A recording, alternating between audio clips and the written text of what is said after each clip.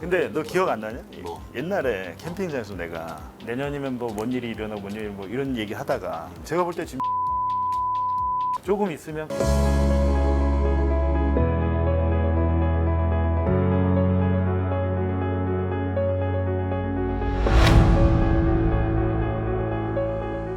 지난주에 그 사랑제일교회가 압수수색 당했잖아요. 경찰 통제선 너머로 검은 차량이 들어가고 서류를 든 수사관들이 내립니다. 기자들 일로 모여봐. 기자들 모여. 기자들 다 모여. 누구야? 너 일로 와. 너 일로 와 이 자식아. 대통령실에서 집회 관련해서 이제 통화했던 녹취록이 나오더라고요. 문자하고. 여보세요?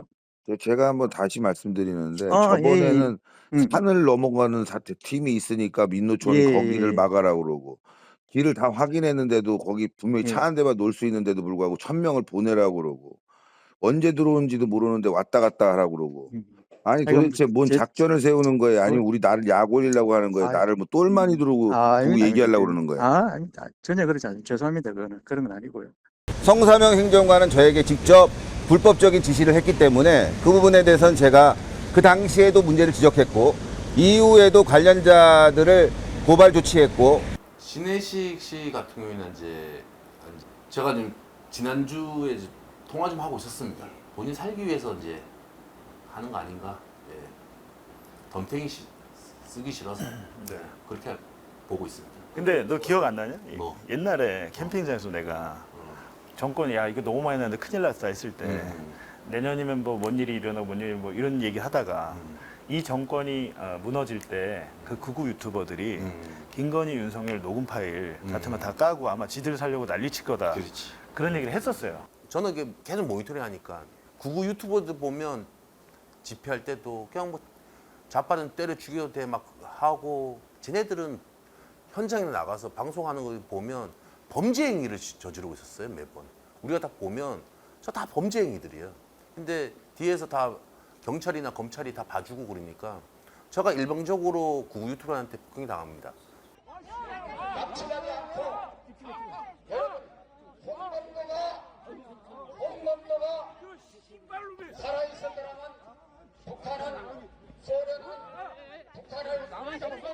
두 명, 세 명한테 폭행 당하는데, 야, 그거를 쌍방으로 만들어 버리더라고, 경찰이요. 와, 나 이제 그거 보고 나가지고, 야, 이 새끼들. 근데 내가 그래, 정권 바뀌고 보자. 예. 그럴 정도로. 지금 저 극우 애들이 저쪽에 지원을 받고 돈을 받고 비호를 받아서 협력을 하지만 나중에 윤건이가 권력을 잃으면 가장 먼저 짓밟는 것은 윤건이의 측근들과 저 극우 유튜버들일 거라고 했는데 제가 볼 때 지금 신혜식은 시작에 불과합니다. 조금 있으면 그 극우 유튜버들이 윤석열, 김건희와 통화했던 그리고 아니면 대통령실 행정관들, 뭐 비서관들 통화했던 녹음 파일들을 공개할 겁니다. 그렇잖아. 그럴 가능성이 있지. 왜 나한테 올 거라고. 지금 이명수가 그걸 노리고 있어요. 그래서 그걸 나한테 달라라고 하면서 지금 노리고 있기 때문에 이런 일은 좀 너무 늦게 벌어진 거죠, 사실은. 왜냐하면 이런 극우 유튜버들의 어떻게 보면 뭐랄까요, 폭로, 자백 비슷한 것들은 조금 늦게 이루어진 게 부정선거론 때문에 이게 되게 늦어진 측면이 있습니다. 근데 저는 그 사람들이 진짜 그걸 믿을까라고 생각하지 않아요. 저는 윤석열도 100% 부정선거가 있었다고 믿을 거라고 생각하지 않습니다. 정치적으로 부정선거론을 주장하는 게 자신들에게 유리하기 때문에 한다고 생각을 합니다. 그러니까 극우 유튜버들이 부정선거 음모론이랄지 여러 가지 주장하는 것들은 자연스럽게 그 돈줄이 끊기고 지원이 끊기면 그리고 그 사람들이 정광훈 같은 사람 요즘 얼굴 표정 봤냐? 정광훈? 완전 쫄았다 지금. 쫄았지. 나는 전혀 모르는 사람들이야. 난 전혀 모른다고. 박찬대가 그렇게 무섭냐고. 정청래를 이기려고 말이야. 정광훈 목사가 왜 이런 수사를 당하고 압수수색을 당해야 되냐고. 누구야? 너 일로 와. 너 일로 와 이 자식아. 이 자식 일로 와 일로 와. 이 자식이 말이야. 정광훈 얼굴 표정 완전 쫄았습니다. 지금 뭐 서부지법 폭동 자기 아무 관계 없다라고 주장하고 있잖아요. 감옥에 가서 정말로 그 저지른 범죄에 딱 맞는 벌을 받아야 돼요. 정광훈 같은 경우는 이미 혐의가 있고 수사기관에 고소고할 건이 굉장히 많은데도 수사를 하지 않았죠. 윤석열이 지금 완전히 권좌에서 이제 물러나서 저런 모습을 보이기 때문에 이 사람들이 이제는 자기들의 돈벌이나 자기들이 살기 위해서 윤석열과 김건희를 물어뜯기 시작할 거라고 보고 신해식은 그 첫 번째 단추 시작점에 불과하다고 저는 생각합니다.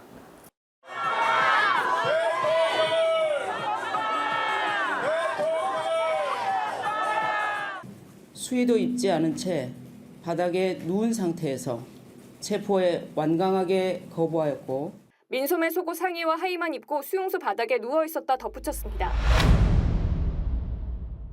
어떻게 보면 윤석열이라는 사람은 제가 볼 때는 엄청난 컴플렉스 덩어리다라는 생각이 드는 거예요. 나름대로 이제 연대 교수를 하시는 아버지 밑에서 부유하게 컸잖아요. 컸는데 서울 법대까지는 어떻게든 갔겠지만 거기서 이제 사법고시를 9년 늦게 구수하면서 어떻게 보면 정말 까마득한 후배들을 부장검사로 모시고 이제 검사 생활을 했을 텐데 중간에 실제로 윤석열이 검사를 그만두고 변호사로 그 태평양 법무법인으로 들어갑니다. 근데 들어갔다가 운 좋게 그 태평양 법무법인에서 모시던 분이 검찰총장이 돼요. 검찰총장이 되면서 정말 운 좋게 다시 검찰로 돌아와요. 막상 변호사 역할을 오래 못하고 다시 와서 이제 권력을 다시 잡은 거잖아요. 근데 이 사람은 그냥 몸에 체득한 것 자체가 우리가 소위 말하는 검찰 개혁을 왜 해야 되는지를 보여주는 전형적인 한 명의 검사다라는 겁니다. 여태까지 우리가 뭐 우병우를 알지 박영수 전 대검 중수부장이 많은 사람들을 봤지만 그 사람들은 정말 아무것도 아니고 검사라는 사람이 어떻게 망가지고 어떻게 비리를 저지를 수 있는지 총체적으로 보여주는 건데 제가 그래서 이제 지지난 대선 때 윤석열이 2011년 대검 중수부에서 주임검사 중수 이과장 했을 때 이 사람이 부산저축은행 사건을 수사하면서 어떤 일을 했는지를 보도했습니다. 경기도 국감에서 질의에 나선 민주당 의원들은 2011년에 있었던 대검 중수부의 부산저축은행 비리 수사를 언급했습니다. 그러면서 당시 주임검사였던 윤석열 전 총장이 부산저축은행의 대장동 부실대출 의혹을 덮은 게 화근이었다고 주장했습니다. 본인은 10년 전 일이고 숨기고 싶고 다 끝난 일이라고 생각했지만 저를 비롯한 많은 언론이 검사 윤석열을 검증해서 이런 사람은 대선 후보로 부적합하다고 보도를 했잖아요. 근데 거기에 대해서 너희들이 왜 감히 이런 보도를 해? 이런 생각을 가지고 검찰을 동원해서 또 정부를 동원해서 기자들의 자택을 압수수색하고 뉴스타파 뉴스룸을 압수수색하고 이런 어떻게 보면 극악무도한 짓을 저질렀는데 저는 사실 그때 이미 생각했거든요. 이 사람은 스스로 무너질 수 있겠구나라는 생각이 드는 게 그 이유가 바로 그겁니다. 정말 이게 그 어떻게 보면 해결될 수 없는 그 컴플렉스에 가진 사람이 최고의 권력자가 됐는데 본인의 실력으로 된 건 아닙니다.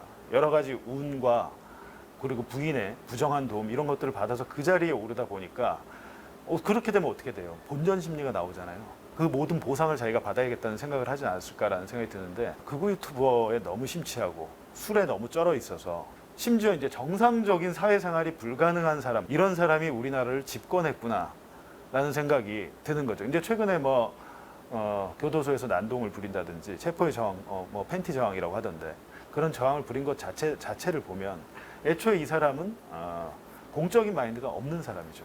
좀 더 치열하게 지지난 대선에서 검사 윤석열을 검증해서 그 사람 대통령 못 되게 했었어야 되는데 안타깝습니다. 그런 부분이.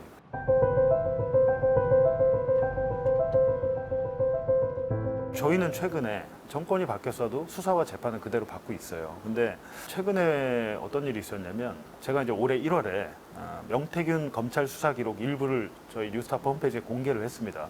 지금 제가 오늘 공개할 보고서가 바로 이 검찰 수사 보고.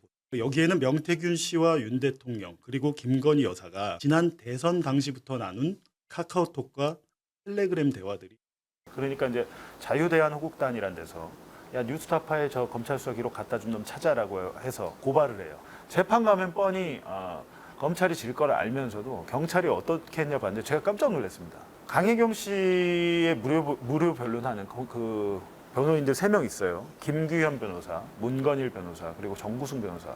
세 명이 있는데 문건일 변호사를 서울경찰청 반부패 수사부에서 불러서 12시간 동안 조사를 했대요.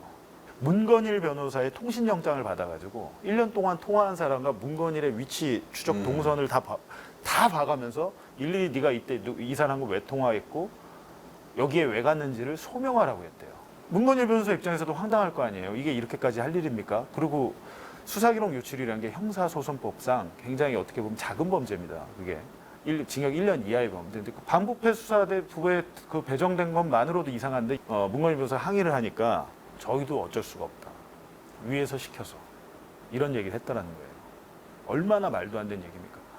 경찰이 이렇게 한다는 것은 그리고 위에서 시켰다는 이 말은 결국에는 윤석열 정권에서 소위 말하는 윤핵관 실세들의 은혜를 입은 사람들이 보은 성격의 지금 수사를 하는 거다.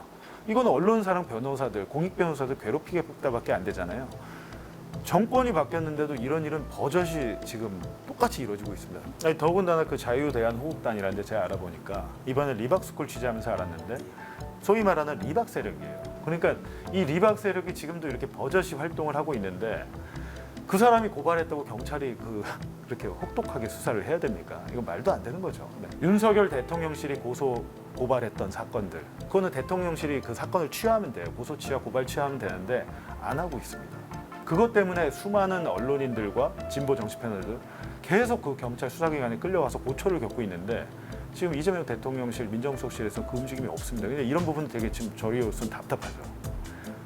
대통령실이 직접 움직여서 해결하고 끝낼 수 있는 사건들은 빨리 끝내줘야 되거든요. 네.